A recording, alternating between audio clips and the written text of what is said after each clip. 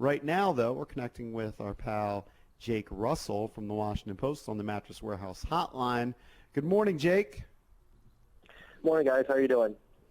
Doing all right. Just How are talking you, a lot bud? about the Redskins, from the name change to idle speculation of something terrible about to happen. Let's start with the name change, because you've contributed to a couple pieces about how long it actually takes typically to change a team name and change a logo. Can you fill us in a little bit? Yeah, oftentimes it takes about 1.5 to 2 years for a team to undergo a rebrand of sorts in terms of just a logo and just uniforms. For the Redskins, they'll have to do all of those and a new name, and also they'll have to craft a story behind what the meaning of the new name is to kind of market it and sell it. And the Redskins, seemingly, they'll have to do it in just a few months, which is a rapid turnaround. I'm very curious. As a self-appointed and self-prescribed uniform and logo snob, I have low expectations for what the Redskins are going to put out, so they'll have to put up a really good product for me to be impressed with their new mark.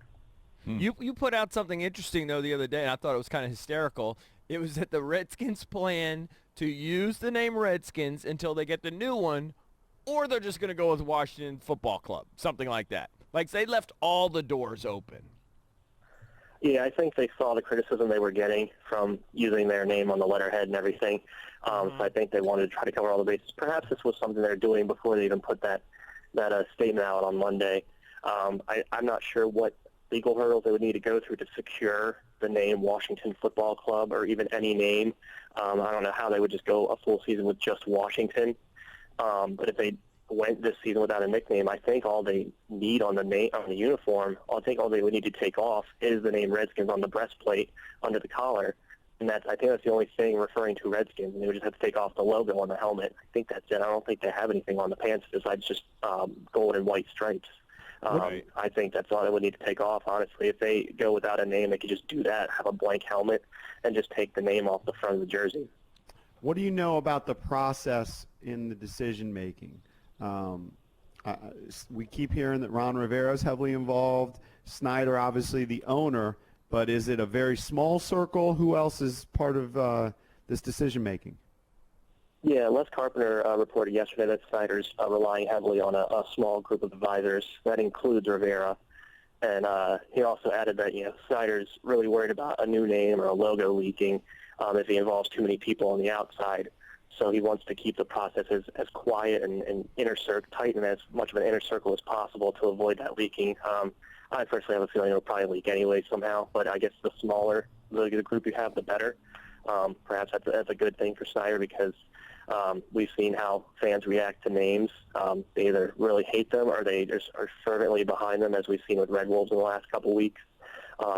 So perhaps we'll see something come out, but it seems like Snyder is trying to avoid anything leaking before the team puts the name out officially. Which seems like mission impossible. I just don't see how he can get over the legal hurdles and the bureaucratic red tape that's required to line up these trademarks and copyright, all of the things that he's going to need. I mean, how is he possibly going to do that in the next couple weeks? I don't know, but I think we found the new name, EB, the Washington Red Tapes. I have no idea. I have no idea, how specific these hurdles can get.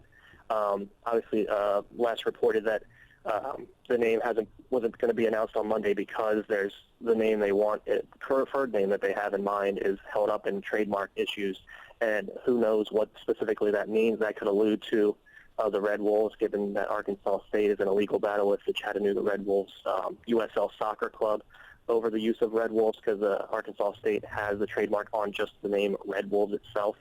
It could be Warriors, because that's owned by a couple people, or Washington Warriors, because that's owned by a couple people, or they could be negotiating with the Golden State Warriors. Who knows, honestly? That could be a large number of things. And it doesn't seem like that if you have a trademark for a name, if you're not using it for something, if you're not proving that you're using it for something, it doesn't seem like it's that ironclad and that hammered down on the ground. I feel like the Redskins should be able to find a way to get any name they want through trademark. Joined by Jake Russell, who contributes for the Washington Post. Let's get to some on-the-field issues. We were talking earlier about the loss of Kelvin Harmon. Seems to be a big hit for a wide receiving corps, which doesn't have much experience. Yeah, I was pretty curious to see what he was going to do as a sophomore wideout for the Redskins. He was productive in college at NC State. He showed some potential last year, and I feel like he was way underdrafted, falling to the 6th round. I feel like he should have gone at least a couple more rounds higher than that.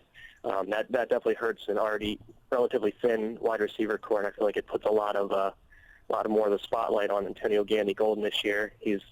Gandy-Golden was, as productive as Harmon was in college. Gandy-Golden was even more productive. He had 3 straight 1,000-yard seasons. He had at least 10 touchdowns every year.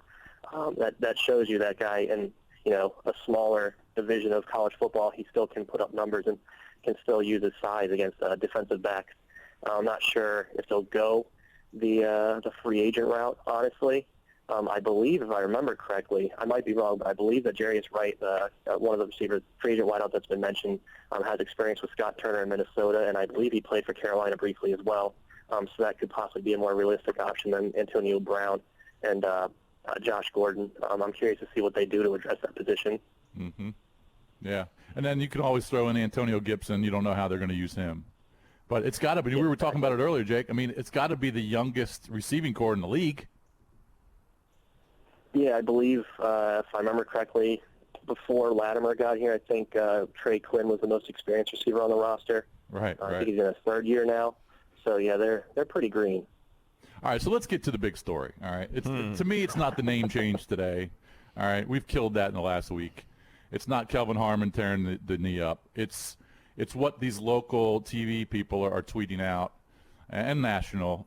Scott Abraham from ABC, Julie Donaldson has tweeted out. Jason LaConfora tweeted out something, and Jason LaConfora used the word sickening. Okay, so he tweeted out yesterday, the warped and toxic culture of the Washington football team is about to be exposed in a sickening fashion again. All right, you don't use that word sickening unless it's pretty serious. First question is, why don't we know anything yet? If all these other people know, why hasn't something leaked out about it? And do you think it's a big story? I'm just like you guys. I'm as eager as you all to know what it is, too.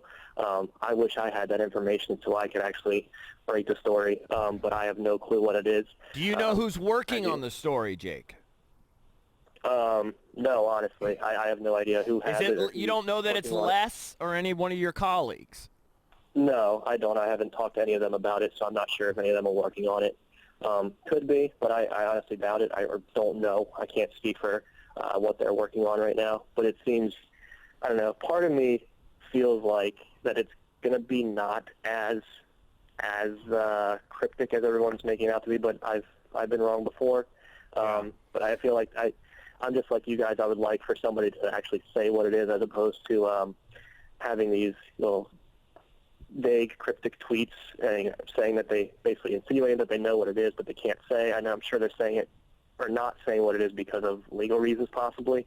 Yeah. But it would just be nice to actually have an answer to this lingering question once and for all. I feel like we got 2.5, 3 more days left in the week, so hopefully we'll have some answers soon.